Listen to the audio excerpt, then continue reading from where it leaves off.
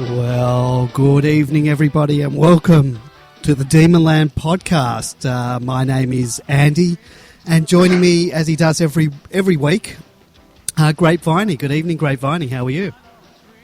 I'm good, Andy. Thank you very much, and good evening to all the Demonland faithful out there. Yes, we've got quite a few people listening live, and that's always great. If you want to join us, we've got a chat room. Go to demonland.com/podcast. There is a link on probably any page you're on at the moment, or if you go up the top, there's a link that says podcast. Click that tab and you'll get to the chat room, and as long as you're logged in, you can chat with us in real time. And shortly, we're going to be bringing on a very special guest. We've had, draft week, or it's a draft night last Friday night, and it was, for the D's fans, we had a little bit of a wait, didn't we, Great Viney? We did. Second round, so sort of late 20s, pick 29 was the first one, and quite a few sort of in a short space of time there. So, look, we'll get Jason Taylor's opinion on all of that, and try and just dig a little bit behind behind what we see and find out about the process and what's involved leading up to draft day. So that should be interesting. Yeah, it will be interesting. I've wanted to sort of, it's not often we get to sort of speak to the guys behind the scenes of a football club, particularly in regards to the drafting and recruiting. They're sort of the forgotten people that no one ever, they don't get the credit. They sometimes get bagged when things don't work, but really they are sort of behind the scenes, and there are a lot of people that don't know the names of a Jason Taylor, so it'd be great to sort of speak to him and sort of ask about the processes.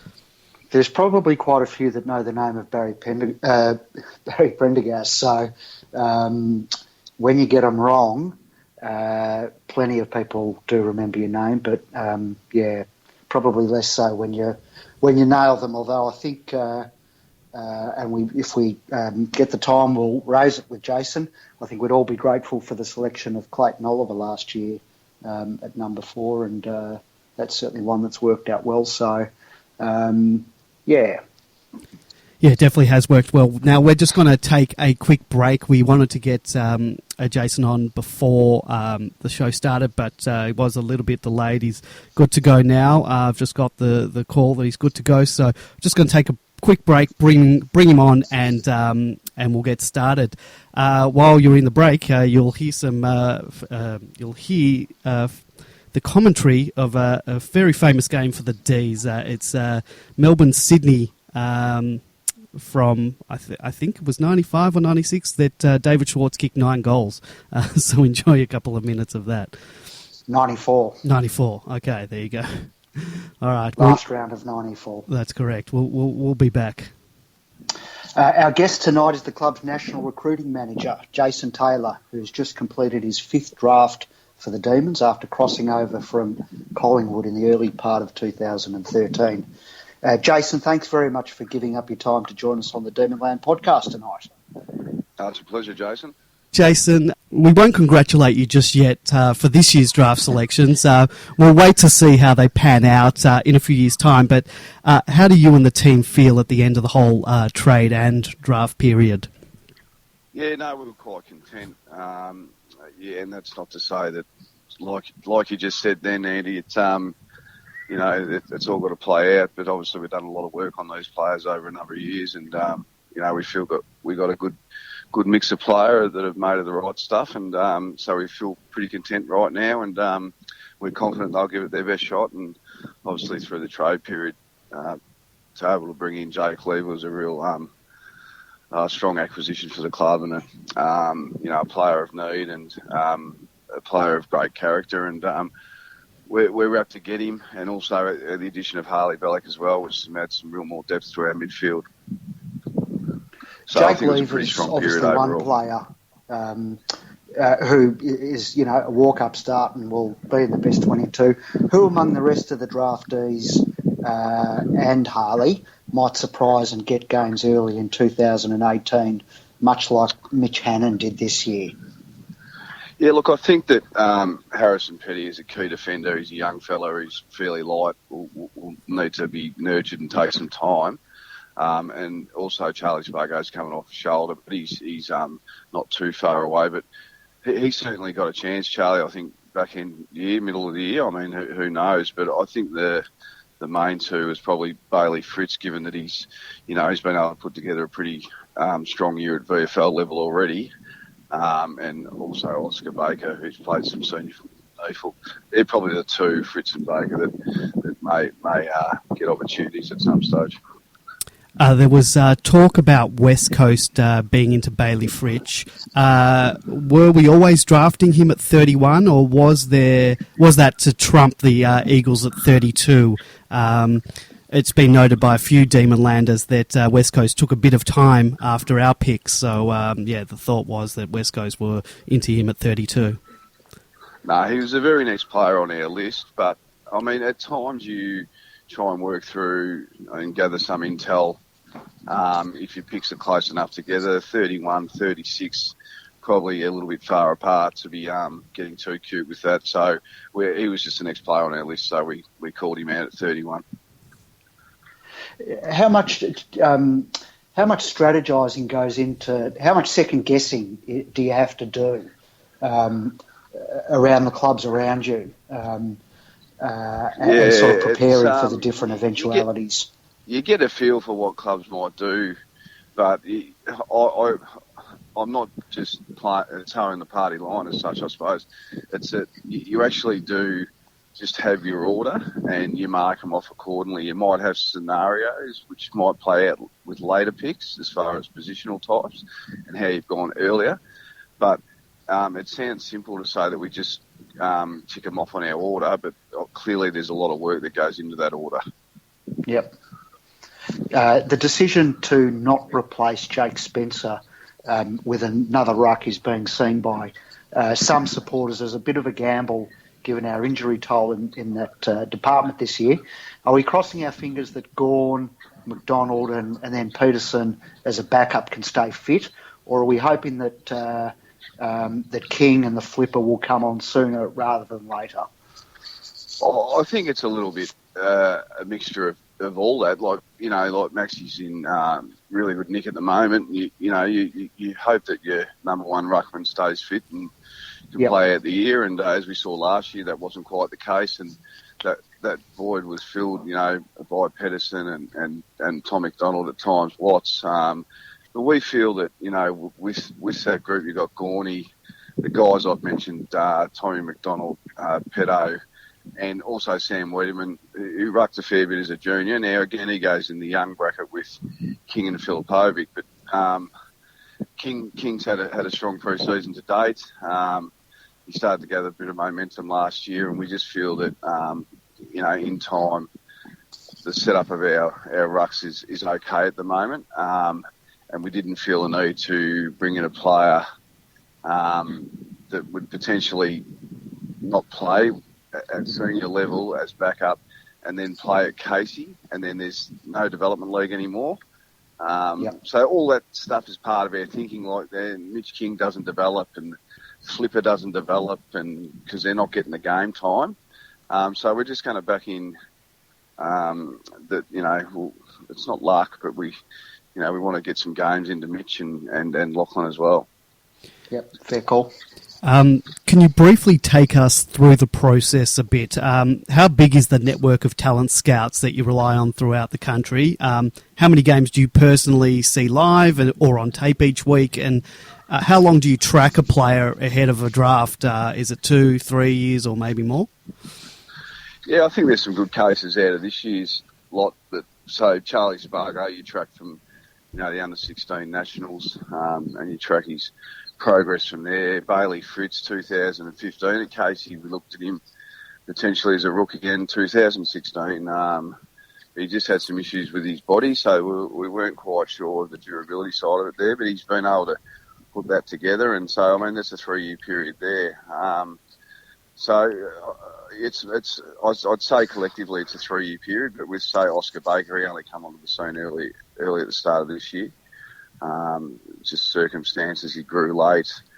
And, he started to play some good footy in the NEFL, and we through Maxi Rook, who knew a coach of his, that he said, he might be worth a look. So the whole football club's a network as such. Now, as far as our scouts around the country, I mean, they're critical to our process.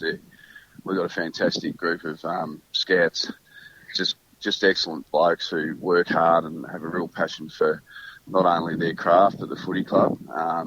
So we've got about 7, I think, in Victoria, and we've got 2 in South Australia. At times we've had 3, and we've got 2 in WA. At times we've had 3. Had a fellow by the name of Mark Kruger in Queensland, and a guy in the Northern Territory who covers a bit of NEFL for us as well. So, and then obviously there's the full-time team with who do an outstanding job in Tim Lamb and Darren Fruger, and Kelly O'Donnell is our pro scout who crosses over, and he doesn't normally prepare work really towards the end of the year on vision and whatnot. But as far as games live, you start watching games in February and early Feb, really. We have a break in January, start watching games again in early Feb. That's state trials start up. So we get to those, and then I think it averages out at about, really 4 games a weekend. It can be more, occasionally less, depending on your travel. And then we catch up on the vision of the games that we weren't at throughout the week, as well as writing our reports and having our meetings, which are to capture what's gone before from the weekend. So that's, Tim and Darren will talk to all the scouts throughout the country and collect all that information, and we bring that together on a Tuesday morning, and we go through each player of interest. So obviously there's an enormous amount to start with, and so nothing falls through the cracks that way as far as our next week's planning goes. So next week's planning is like, okay, we need to make sure that we get on top of this player now, So, that's pretty much the process that we undertake for the season when the games are on. Is it a case of drafting best available or according to needs? Is it a combination of both, or does it change from season to season depending on the circumstances? And who has the final say ultimately? Is it you or is it Simon in the end? I think there's got to be some flexibility around need. Otherwise, you just keep bringing in midfielders, really, ultimately. So you've got to have a bit of creativity around that, but you can't really, if there's an absolute, jet at your pick, you just pick them because you can't have enough good players. But you certainly need to keep an eye on, and they are rated in your list though, but you need to keep an eye on areas of the ground. And I suppose Harrison Petty's an example of that. Like we've got, Lever's just come in. Also we've got Oscar McDonald Frost, and Tommy's played back there in the past. Declan Kelly on the rookie list. So you wouldn't say comparatively that it's an absolute need, but we rated Harry, and at that point in the draft, we thought he was the next in line anyway, but we thought that's a good selection for the footy club to shore up our key defensive stocks going forward. So there is some thought about it. Like we were of the opinion through our discussions that, we want to add another small forward, with some real grunt and likes to tackle. And so we had a number of those players that we effectively could have rated a fraction higher because of need basis, but we're also attracted to what they could deliver as a player. As far as the final decision, I think the greatest thing about our footy club at the moment is transparency. So we speak daily, if not, certainly towards the latter month, heading towards the draft with Simon, and all the coaches have an input, and we discuss it, and it's a really strong group decision, really. But ultimately, that's my job description. Someone's got to make the final decision. Simon's the most supportive person I've come across in that sense. He backs us into the hill. Oh, that's good to hear. We know that competitiveness is highly valued by Simon and the football department. But in addition to talent, what other attributes are you looking for in a draftee? How many times do you interview prospective recruits, and do you have to scrutinise stuff like their social media accounts these days as well?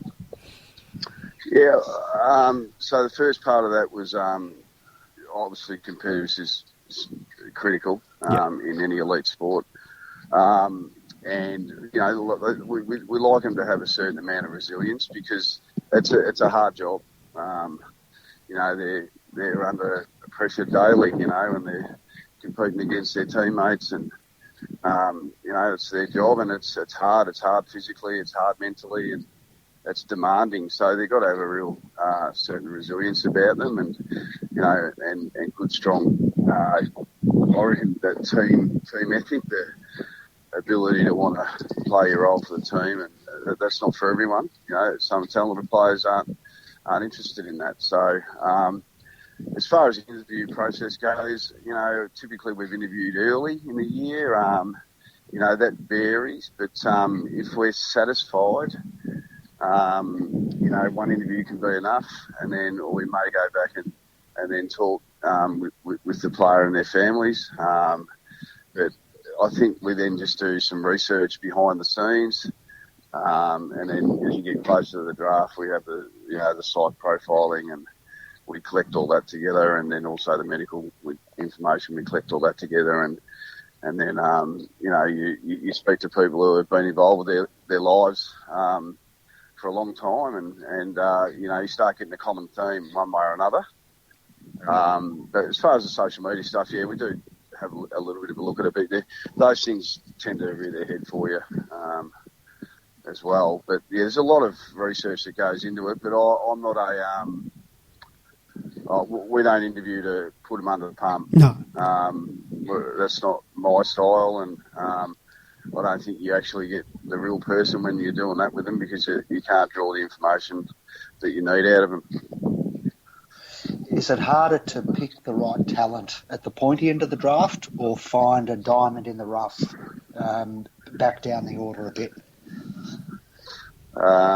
Is it harder to pick it at the top, or is it easier at the back? Look, I think that the whether you can, it's easy to find them at the back. That just depends if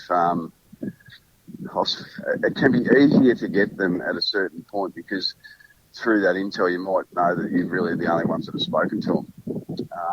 Yep. So you might have rated them a bit higher, but you might take them, you know, out a bit, because you've just got strong intel that says, well, I haven't spoken to anyone else, you know. So, yep. So that gives you, I suppose, a fair idea. But although you know, early selections look, I think every selection is critical, and that's the reality of it.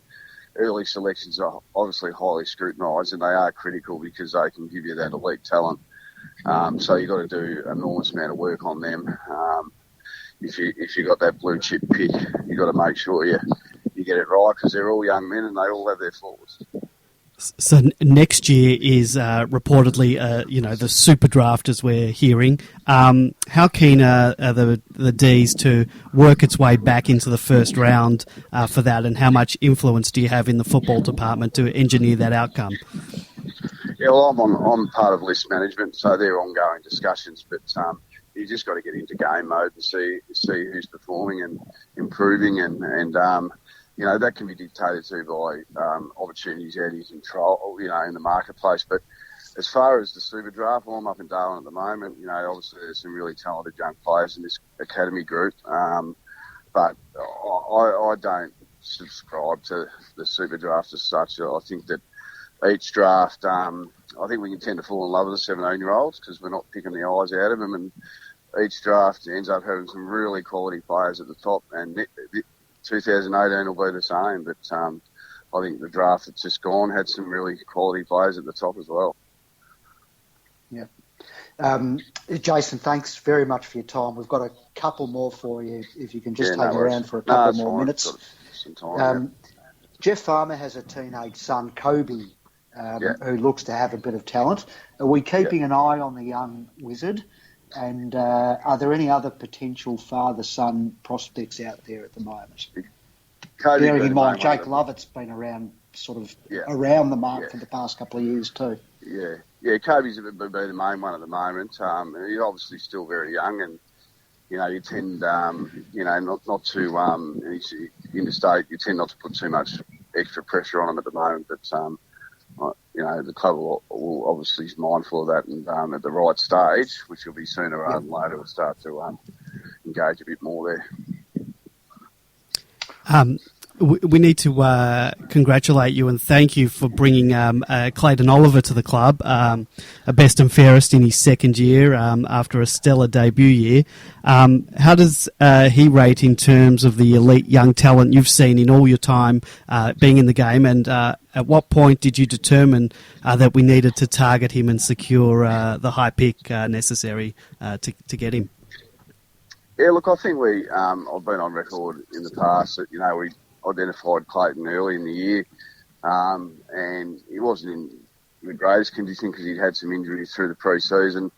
So I suppose he didn't look the part at that time, but he certainly did some stuff that we see now. And then as his year got rolling on, I went and watched him in both his VFL games for Richmond, and he appeared in those games to be the standout player for AFL attributes. And so pretty much from there, we were pretty keen. And then we just, did the work on him as we would any player from then on. And, the interview process and all that through the combine as well. It was a home interview up in Recruitment, and then also at the family home. And so we did a fair bit of work on it, obviously being an early pick. And we just thought we'd orchestrate that trade to, I think I've been on record, to get some early picks in and get going again, you know what I mean? Like get the players in 12 months earlier, and Sam Wiedemann was part of that. And we know Sam's going to take a bit of time as a key forward. The talls, they take a little bit longer, and that's just the reality of it if you look back through history. As far as, I'm not going to be speaking about, pumping Clayton up too much, I suppose. But he's obviously got some unique footy talent, and he's a competitive animal. He is indeed. A question about the TAP Cup.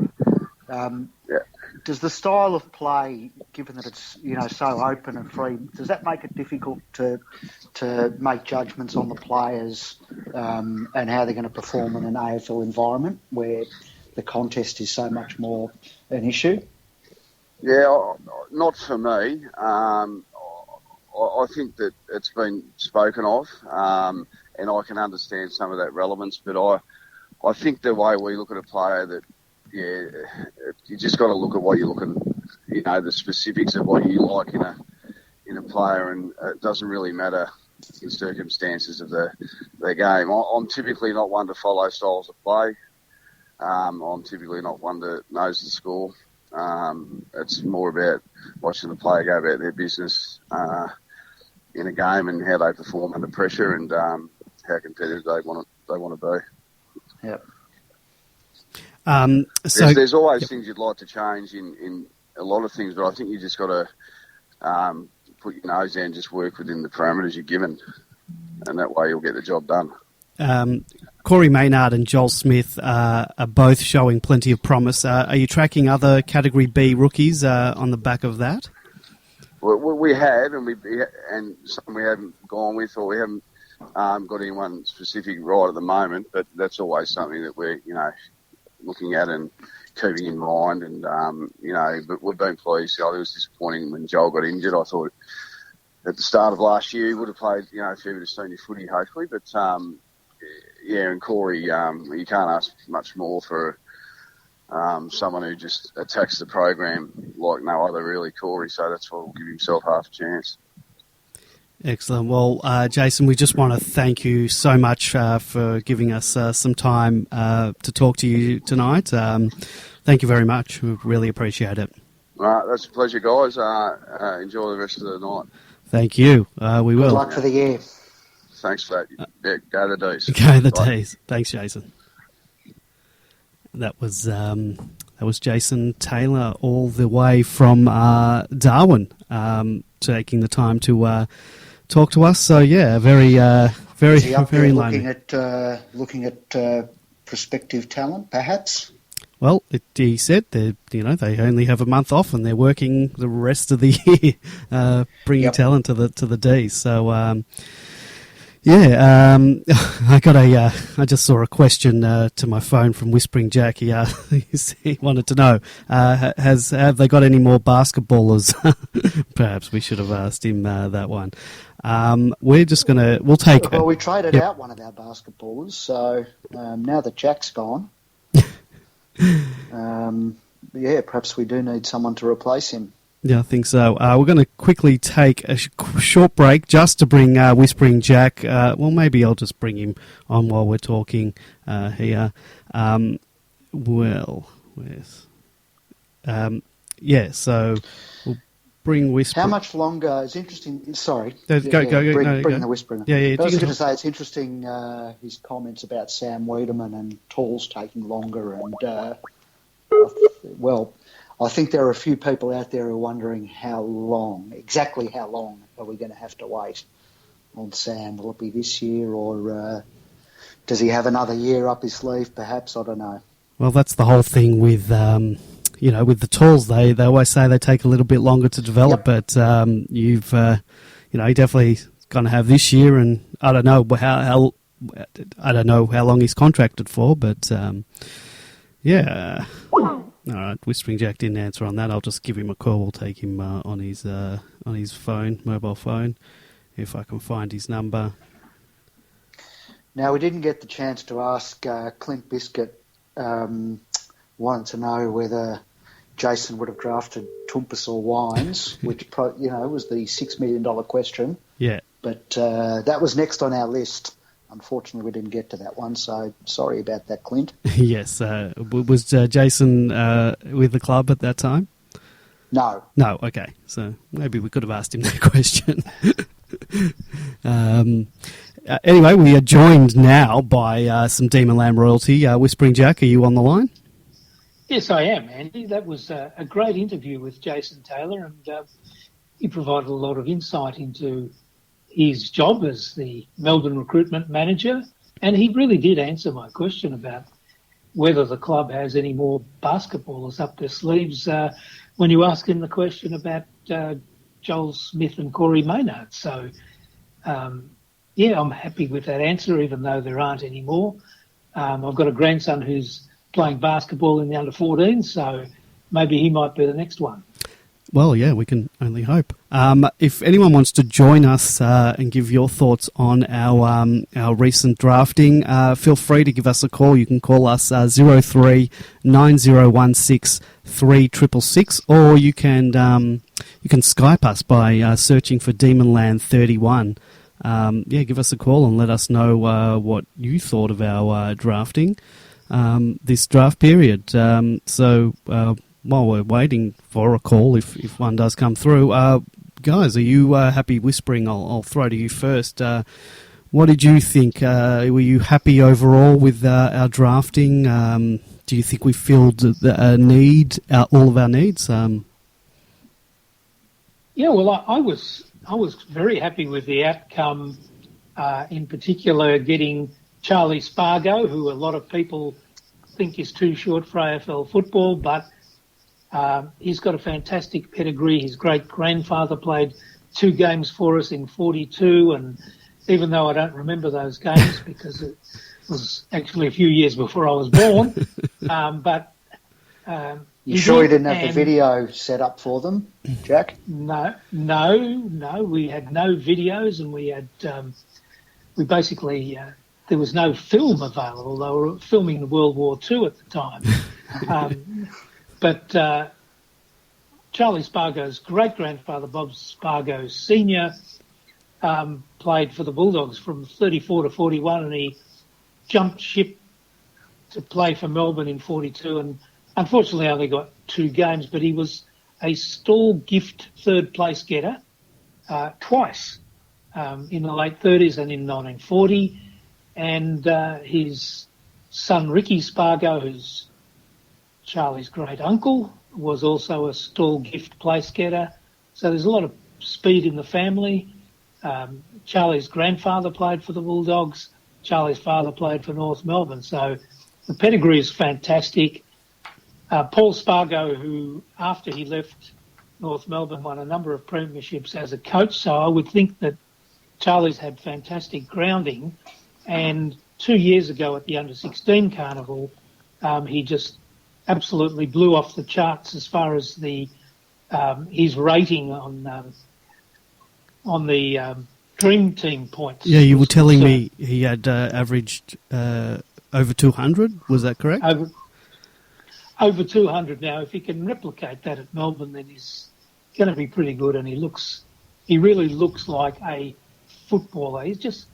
He's grown up in a football household with a father who's played AFL and been a coach at a reasonably high level. You would think that that all holds him in very good stead. So I liked him.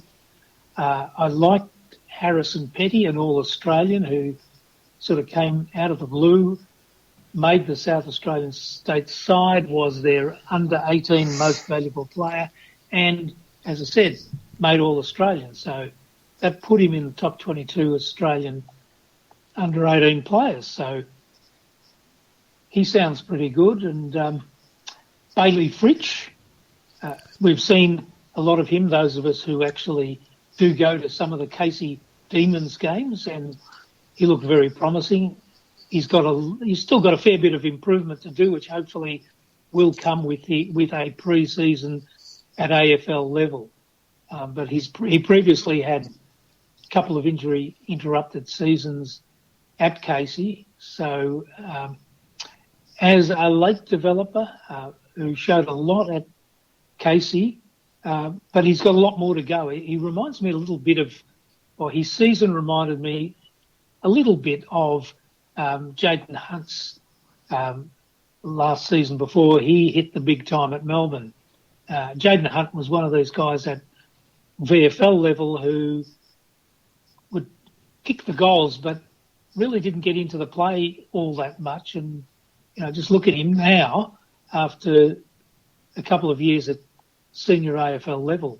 And Bailey Fritsch, not that he's exactly the same type of player, but I'm expecting him to kick on in AFL next year. As Jason Taylor mentioned, he's a good chance of making it. And then there's Oscar, red-headed boy, and they love redheads at Melbourne, so he'll be popular certainly with a number of the Demonland faithful who also have red hair, like Big Red. So I think he'll move on in the tradition of perhaps Strawberry O'Dwyer. He's not as tall as Straubs, but he has a lot of exciting attributes. And it just depends on whether he can translate form in the NEFL, which is probably a much lower standard than VFL. If he can translate that into good VFL form next year and perhaps get a few games in the seniors, he might be an exciting player, because it certainly looks like he's got a bit of run and dash about him. Well, I've heard that there's a lot of SBF 50 plus going around at pre-season training with to accommodate all the rangers now at the club. Viney, how did you see our drafting? Did we tick all the boxes? Were you disappointed with any of the picks? Did you think we perhaps could have picked someone that sort of had slipped through at that stage when we had our picks? I can't claim to be an expert, Andy. I'll bow to Whispering's far superior judgment in these matters. I can really only, like the rest of, or most of the rest of Demonland, I've seen the highlights, clips. They all look like they're ready to absolutely start and star in the best 22. But look, it was interesting to hear Jason's comments in relation to who's, possibly a chance to get games next year or even early next year. I think Mitch Hannon was a bit of a surprise for all of us this season. It sounds obviously like Petty, needs a bit of needs a bit of work put into him. That Spargo is still perhaps returning from injury and is going to take a bit of time, but that the other two, might be a chance. I don't know. Bailey Fritsch to me looks very slight. I'm sure they'll begin rectifying that now, but I guess it just depends on sort of how long it takes them to get into the right shape and whether spots are available. Yeah, well, about Bailey Fritsch, I don't know whether the club has stitched him up, but he's been awarded, I believe, the very famous number 31 jumper at Melbourne, which has over the years, probably since the great Ron Barassi wore it, undergone a bit of a lapsed. There's been a lot of disastrous number 31 wearers. I guess Paul Wheatley. He was all right. Paul Wheatley was all right. Yeah, he was good. Serviceable. Ray Groom wore number 31 immediately after Ron Barassi, and he reached the pinnacle of his career playing for Melbourne in 1964, which was a grand final year. I'm not sure that he played in the premiership team. I can't remember. I was watching the game, but obviously not carefully enough. But after reaching the pinnacle of his career in football, a few years later he retired and went back to Tasmania and became Premier of the state, which just shows you how the mighty have fallen. But number 31 has generally been a bit of a disaster for the club. So Bailey wore number 2 at Casey Demons this year, so that was Robbie Flowers' number and Nathan Jones, but I guess he couldn't grab that number. So it'll be interesting to see whether he can overcome the number 31 hoodoo and become a great Demon player wearing that famous number. Well, there are a few changes which were officially announced today. We had heard on Demonland the other day. We got the scoop about the number changes. James Harms has, I don't know if you call it an upgrade because, that's a contentious issue whether changing numbers is an upgrade or not, but he has changed his number to the vacant number 4. What do you guys think of that? Well, what about the millions of kids who've already got 43 on their jumpers already? You just cover up the 3. That's simple, easy fix. Yeah, what about the millions who've already got number 4 on their jumper? Well, then they'll have to change allegiances and perhaps get a tattoo sleeve to match. So I think that's a fairly easy fix as well. But, look, knowing the Melbourne Football Club, I think there'd be some very short-sighted people in the members' stand who never refer to players by their names but rather than by their numbers. And I just hope for James's sake that they don't end up abusing number 4 as he runs around the ground because, some of them who are short-sighted and myopic and everything else might fall into that trap. So, it's another little thing that James Harms has got to contend with as number 4. And so Lever was given the number 8 Guernsey, which we knew a week or two ago. Quite happy with that. Harley has got 27. They've given Corey Maynard has got, well, if you want to call it an upgrade, he's gone to number 20. Yes. So they've also given the new guys some fair. Charlie Spargo, they've given 9. Now I don't really. It doesn't really bother me one way or the other. But some people are of the opinion that new players should get high. Well, I don't know if you call them the high or the low numbers, but I don't think it really matters to me. So Charlie's got number 9. Bailey, as we mentioned, 31. Oscar Baker's going to be at number 33, and Harrison Petty, 35, taking Ben Kennedy's number. So, that's a bit of housekeeping. All right. Well, I do like the fact that that number 33 for Oscar Baker, because I purchased at a Melbourne function the number 33 jumper about 5 years ago, and it at the time was being worn by Ozzy Wanamura. Unfortunately, the week after I purchased the jumper, he sprained his ankle and never played for the club again. And more lately, the number 33 was allocated to Jake Spencer, who lasted about a game and a half when he replaced Maxi Gawn. So it's another bit of a worry there. I hope Oscar hasn't walked under any ladders or done anything wrong on the Friday the 13th, because that number 33 could be a problem too. Yeah, he's got a bit of pace on him, that Oscar. I liked his highlights. I think it was the goal of the year in the NEFL, where he ran along the wing, took a couple of bounces and drilled it from outside 50.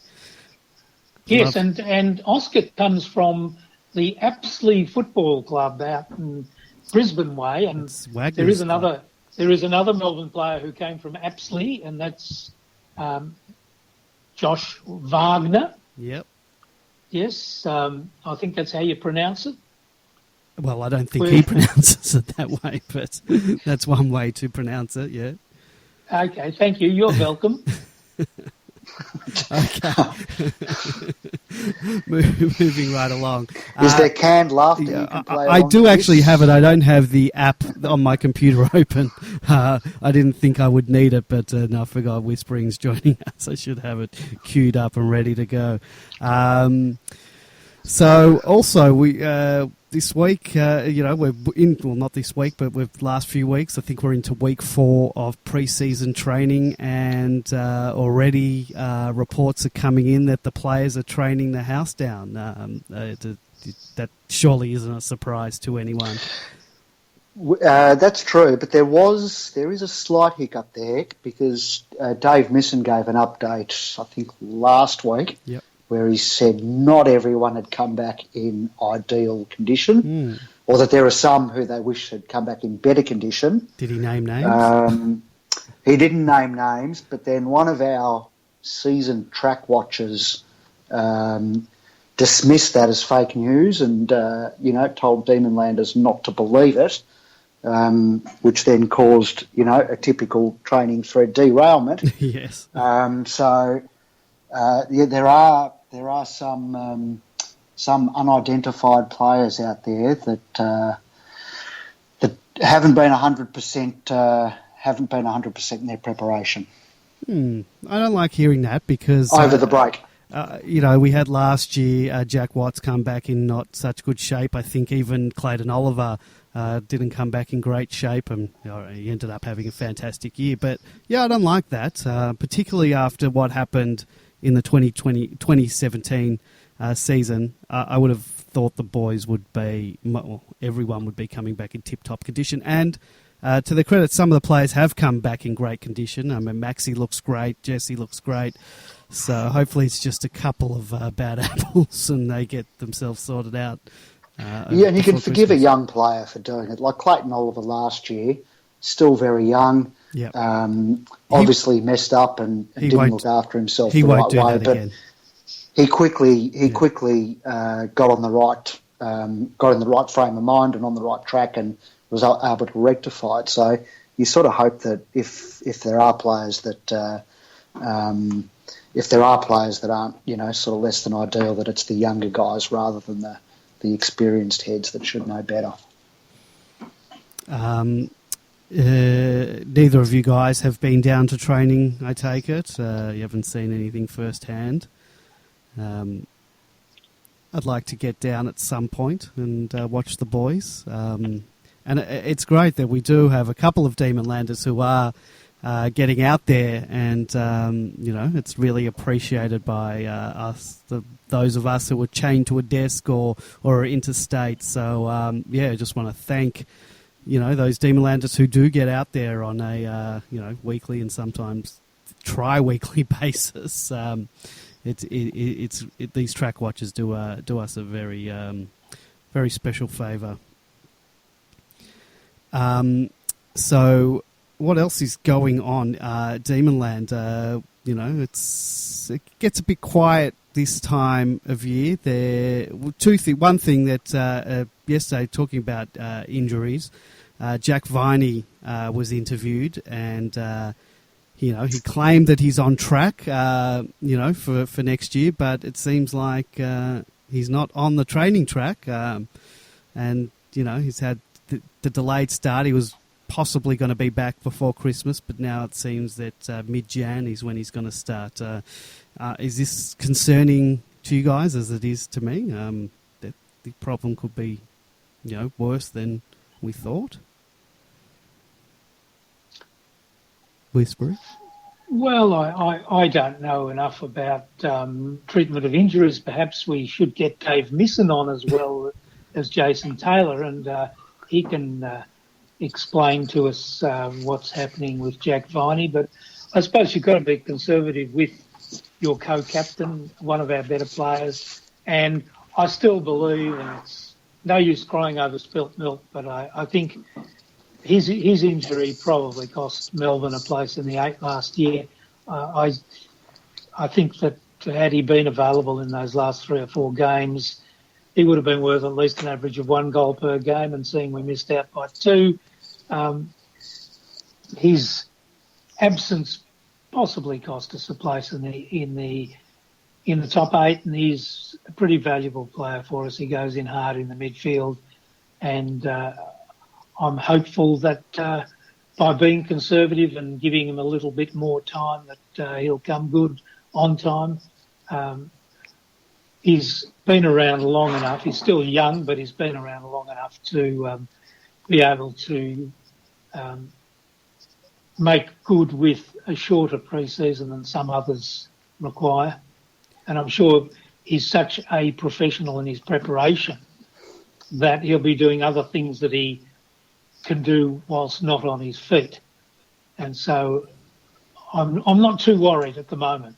Yeah, I'm positive he's doing everything he can to keep himself in shape. We keep hearing that the club is conservative in their treatment of injuries, and we're told that. But and this is we don't know the answer to this question in relation to Viney's foot injury. Was it caused by him coming back too soon from the other earlier foot injury? And if so, whose fault is that to have allowed that to have happened, basically? It's a good question. Is it the fitness staff for not holding him back, or did they all make the wrong call? It's one of those. Or perhaps they're unrelated, which I guess we don't know. Well, but sorry, none of us do. But it's a damned if you do, damned if you don't. From the supporters' perspective, if they bring him back too early, the supporters will, scream and shout. But then if you don't play, and they're like, "Why aren't you playing?" It's one of those double-edged sword type of things. But yeah, maybe he was brought back a little bit too early. But we don't know. With hindsight, I suppose he should have had another couple of weeks off, and you never know what would have happened had that been the case. But I think in his first game back, he really started against Port Adelaide. He did. Yeah. So, if anyone does want to call, we're still around for a little bit. 0390163666. You want to give us your thoughts on the draft, or Jack Viney, or if you're a track watcher and want to give a report, Demonland31 on Skype. The other thing that was an article about today was about Jordan Lewis saying that he will be training with Melbourne's backline this pre-season. Now, I'm not sure what he was doing last pre-season, but I'm pretty sure during the year he was pretty much playing on the back line anyway. So it's not news to me. I mean, I would assume that would be training with the back line, but they made quite a big thing about that today. So I'm happy. I'm happy for him to play off the half back line, be a bit of the general down back, give a bit of leadership to the guys there. But someone did. They talked about him moving back because of the whole leadership thing, and obviously eventually Lever's, sort of going to be that general down back. But this doesn't concern me. But we've got Hibbert and Jetta down back, and I would have thought there'd be a bit of leadership from those guys, but perhaps not so much. But as I said, it doesn't concern me. But I don't know. They seem to make a big deal about him being in the back line, and I see him as a bit of a back line, cross half back. Well, the other thing about it is that that article also mentioned that Bernie Vince is designated into the back line as well, and I really can't see Jordan Lewis and Bernie Vince both playing in the back line, not with all of the other players that we have there. Yeah, I agree. Look, I've said for a while I would prefer Bernie in the forward line, but someone pointed out that when I said that on Demonland today, someone pointed out that sort of Melksham's playing that role across half forward. So, Bernie, could be fighting for a position this year, and I wish him all the best because I love Bernie when he's up and firing. But yeah, I agree. The two in defence, it's could be one too many. Nevertheless, it looks like we're going to have a very strong defence, as they say in the USA, with those players there. Lever, Oscar McDonald will be kicking on. Neville Jetta's pretty close to an All-Australian defender. Sam Frost is a fairly handy player to have in there if he can get in the side, and Jordan Lewis and one or two others. I think Hibbert, did you mention? Yeah. I think unless is Jaden Hunt going to find a spot at a half back, or does he go to a wing perhaps? I like him playing off the half back line, but if our backline's going to look a lot different with Lever down there, so it could be interesting. Maybe he will be pushed onto the wing. It's going to be. I know some people have suggested he should go to half forward, but I think then you're taking away his big weapon, which is the line breaking and the running. Yeah, I agree. So, it's an interesting one, but look, it's good when we don't know where players should play. It's I think it's going to be a really exciting year, and I think after tonight's podcast, I think we're going to take a little bit of a break. There's not much going on this end of the year and into early next year, and we're going to be back for the is it still called the JLT series? I think it is. Yeah. I believe it's such a household name. It couldn't be called anything but. Good old JLT. It's really not good advertising for them because I still don't even know who JLT are. So, we'll be back. The Demonland podcast will return in February. Is that when the game starts next year? Are we knocking off already? Well, unless I can play down I can pot us down and the music down. And is there anything else you think we need to discuss? I'd like to put in a plug. Okay, for a famous Demon supporter who's brought out a book and who did appear on this podcast earlier in the year, and that's Titus O'Reilly, who's brought out a book called Unhelpful History of Australian Sport, and I think it's a perfect book for Christmas for all the folks out there, and you can get it, I think, on titusoreilly.com. This is a total an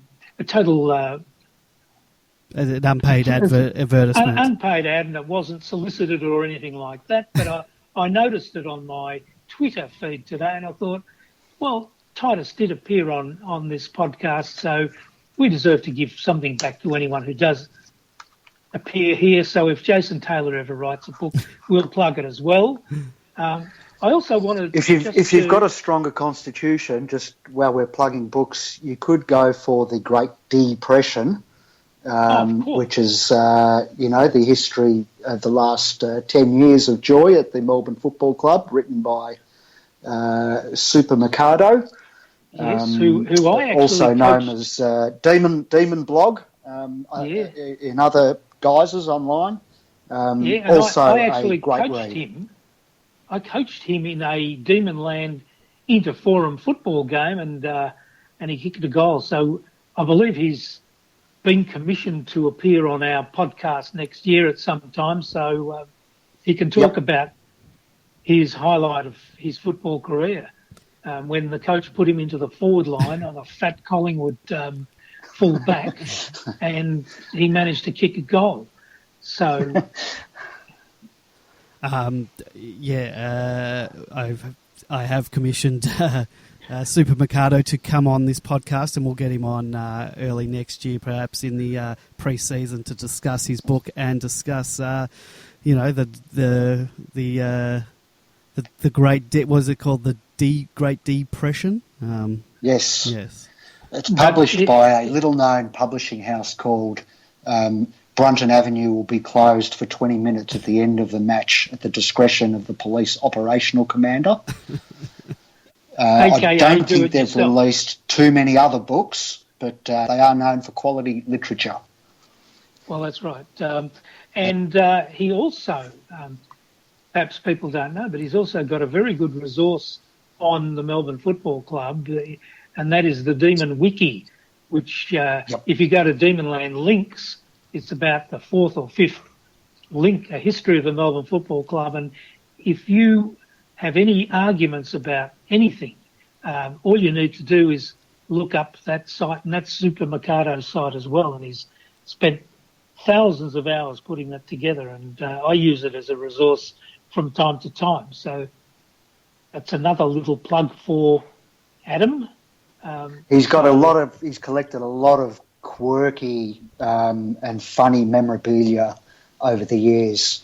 Cutouts from newspapers and advertisements for coaches from the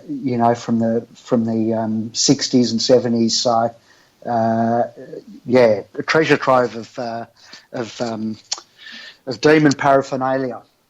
Yes, and I remember a few months ago reading an article that he sourced from one of the newspapers, I think the Melbourne Herald, which used to come out in the evenings, and it was a story about a couple of Melbourne footballers who went to the snow with some snow bunnies and got lost. And I'll try to dig it out when he actually comes on, because it was a very entertaining little article from the newspaper of the 1950s.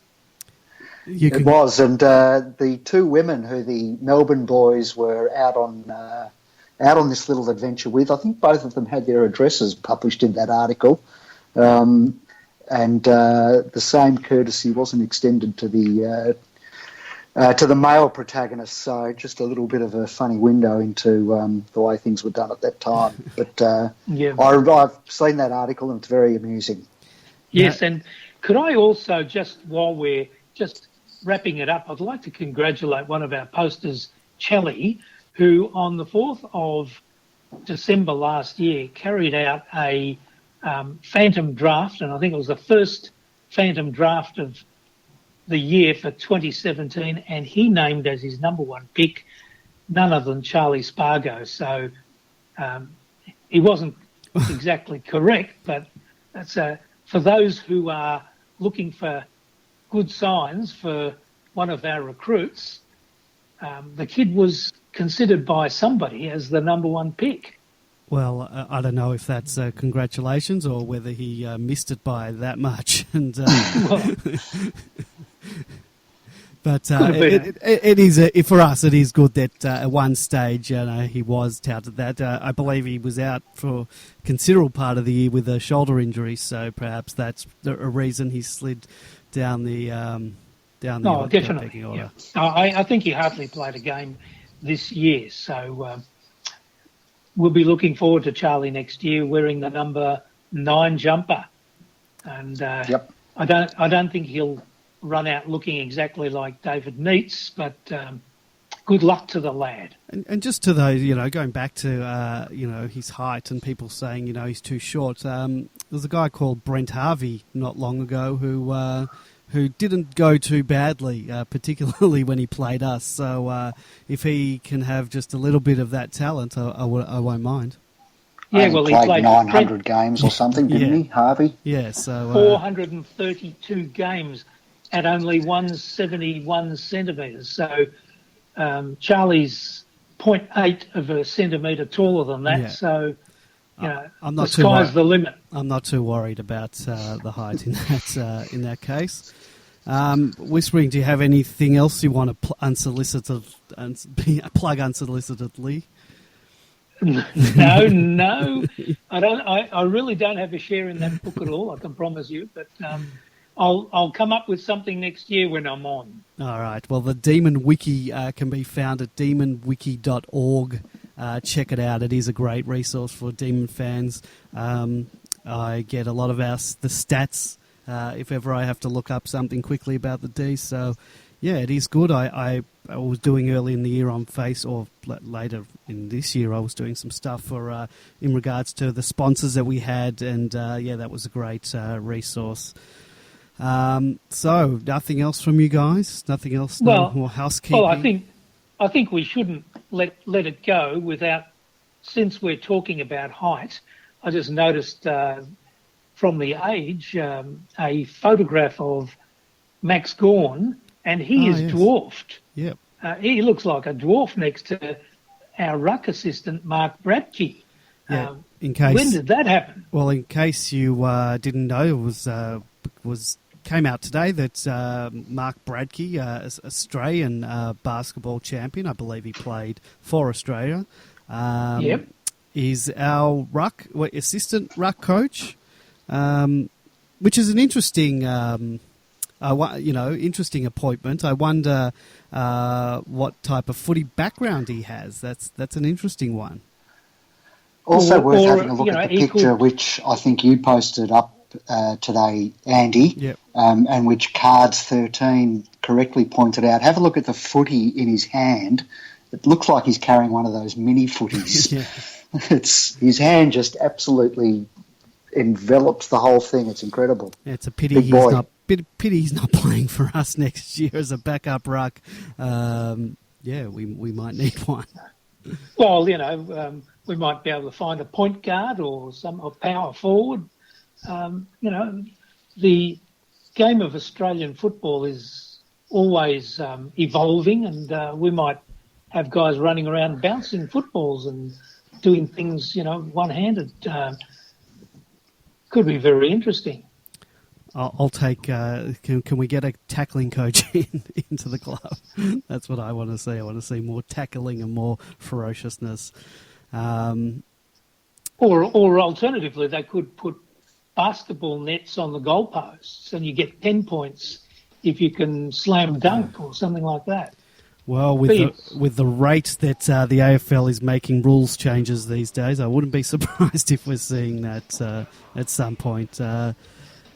We're lucky that the bounce is still there. But anyway, all right, we're about to be bounced, I can see. Yeah, I think it's time. We've done a good hour.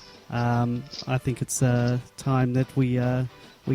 And yes, Whispering. And wish everyone well over the festive seasons. Stay safe and come back and enjoy Melbourne's 2018 Premiership season. Wouldn't that be great? Yes, it'd be nice to go through the season undefeated. That'll make doing these podcasts every week make it much easier. Thank you to Jason Taylor for joining us tonight. We really appreciated that. Great Viney, thank you. Whispering Jack, thank you. Thank you. Nasher sends his apologies. He bailed on us, but he'll be back next year. I think we'll return for the pre-season competition, and hopefully the boys have a good break and come back fit and firing after the Christmas. Maybe we can do something around the time of the women's competition. We obviously had our very first guest was Mel Hickey. Maybe we can get maybe we can get someone on from the women's team. Yeah, I think I can swing that. So I might be able to get someone on. Happy to do that. Daisy. Stay tuned. I'm sure we'll be able to find someone who wants to talk to us. My name is Andy. You can find the podcast, demonland.com. Find us on iTunes or SoundCloud and soon to be YouTube as well. All right. From all of us at Demonland, have a good break and we'll see you in the new year. Cheers.